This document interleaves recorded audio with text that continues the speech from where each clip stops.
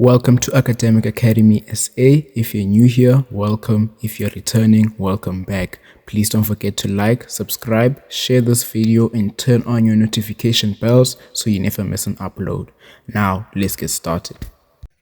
Hello, mathematical literacy learners. Welcome to this topic called probability. Today we're going to simplify one of the most biggest topics in mathematical literacy from grade 10 to 12. So, first of all, in order to understand this topic, you must firstly understand the meaning of the word probability. Probability just means how likely an event is to happen. In a more realistic version, whenever uh, you just estimate that rain might happen later in the afternoon, that concept right there is known as probability. Or whenever uh, you, you guess or predict if a soccer team is going to win, for example, Argentina and Spain, if you actually predict that Argentina is going to win, that right there, it's called probability. So today I will just make this topic very simple so that you can understand it as well as collect as many marks as possible. So the most crucial scale in probability is the probability scale. This scale right here, please you may copy it and write it in your scrapbook so that you can never forget this scale because it's going to be important. So this scale, we call it the probability scale because it shows all the possible outcomes of an event. So if you calculate the probability and see that your probability is zero, that means that even that event, it's impossible to occur. But if you were to calculate the probability and it gives you 0.5, this shows that that event is likely to happen. So there's a 50% chance that that event is going to happen. So if you calculate and it gives you 1, that means that event is 100% certain. It's most like it's going to happen. It's 100% likely to happen, meaning that there's actually a fixed outcome. So one thing you must know about this probability scale is that whenever you calculate, you can never get any, I mean any outcome that is greater than 1. If you calculate probability and find 1,05 or something, just know that your probability is wrong. So you must always get numerics that range from 0 to 1. That is how you know that you are calculating the proper probability. Okay, so now let us focus on the formula for calculating probability. The formula for calculating probability is very simple because it just says probability equals to the number of favorable outcomes divided by the number of possible outcomes. So if you do not understand this, let me put it in a simple manner. So the number of favorable outcomes just means what we want to happen. What we want to happen. If we want uh, the rain to rain earlier in the afternoon, and then we have a data set of the rain. Therefore, that rain that we want to happen is the number of favorable outcomes. If you do not understand, I'll get into further simplification and I'll provide examples. This is what we want. So the total number of possible outcomes is the sum of all possible outcomes. I hope that is very clear. So let me pause for 2 seconds so that you can copy this formula, for it is important. Okay, right now let us focus on all the diagrams that are to be included in probability.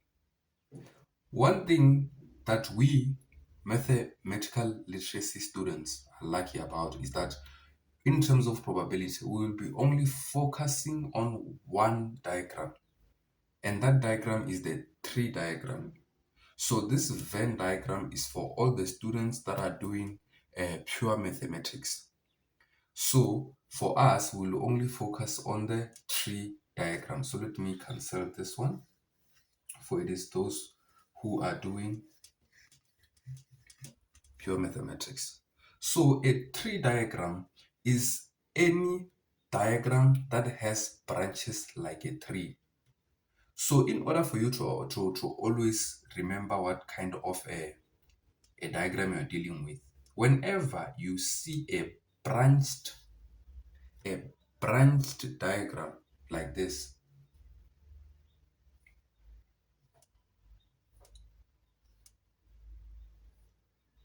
you already know that you are dealing with a tree diagram. So it can come to an exam that you have a tree, you have been given this diagram and you don't know what it is. So one thing you must always keep in mind, whenever you see branches like a tree, you must know that this is a diagram. This is a tree diagram. This is a tree diagram. I hope that everyone is following. And if you are lost, please comment any confusions in the comment section. So a tree diagram will always provide you with the first options. So for example, it can be you wanting to make a sandwich, and that sandwich of yours can either be a peanut sandwich, a peanut butter sandwich, or uh, a cheese sandwich.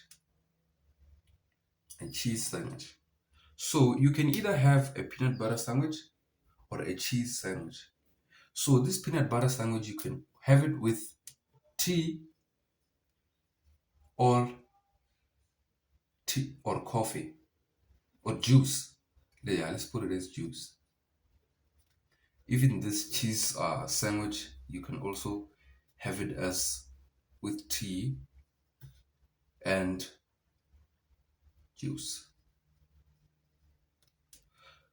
So this right here has already given you the answer to the outcomes. So let me make this tree diagram more simple. So if they say give us the first outcome, you're probably going to combine the peanut butter sandwich with the tea. So it's going to give you an outcome of peanut butter sandwich and tea. And then if you were to have your peanut butter sandwich with juice, it's going to be peanut butter sandwich with juice. And like so, I hope that everyone is following. So one thing you must know is that this part right here are known as the outcomes. These are known as the outcomes of all the options given. So this is very simple, guys. I hope that everyone is following. So right now we'll be doing a more practical example of applying probability in terms of exam guidelines. Okay, so now we are doing a practical example of probability. So let us imagine this box here as a box full of balls. So it's a box full of balls. So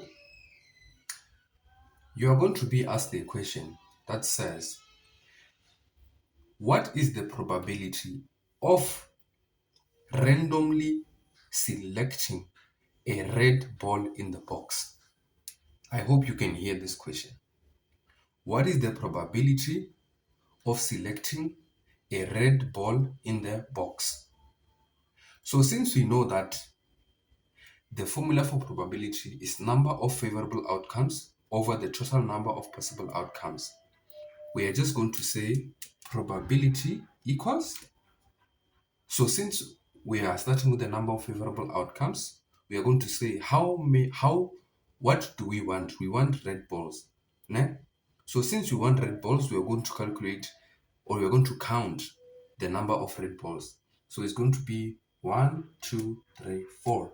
So there are 4 red balls in the box over the total number of possible outcomes.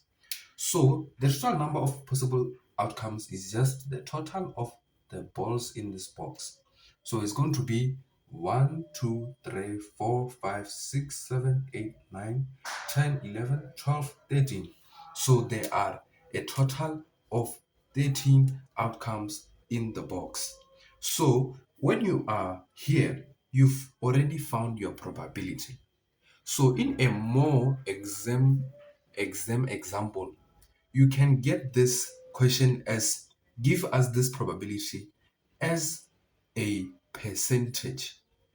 So if they want it as a percentage, you're going to just multiply with 100, which will give you 30.7692307692. You must first, in mathematical literacy, you must firstly write the full percentage and then convert it to 2 decimal places. 7. This 9 is going to change 6, then it's going to be 7, which is going to be 30.77%. So if we are to check this properly, this 30.77% falls under between likely and impossible. So this shows that there is a minimal chance of us selecting a red ball in this box. I hope that it is very clear, guys, and I hope that everyone is following. So now for a more difficult and yet simple question, they can ask us, what is the probability of selecting a purple ball in the box? So since we know that there is no purple ball in the box, so the probability is 0. I hope everyone is following. So for another example, they can ask us to determine the probability of not selecting a blue ball. So whenever you hear the word not, you just count how many outcomes are there, and we know that there are 13 outcomes. And then they say, what is the probability of not selecting a blue ball? And then you subtract what we don't want, which is 1, 2, 3, which are 3 blue balls, ne?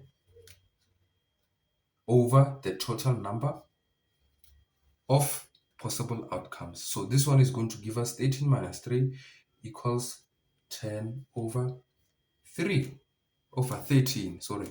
So this actually shows us, I just did all the difficult questions in probability. I hope that everyone has followed. So this is now your probability of not selecting your blue ball.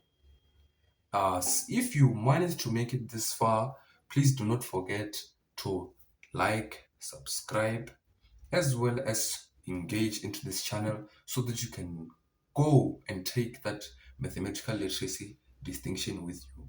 That's all we want. Ciao. Academic Academy essay. Locked in. Locked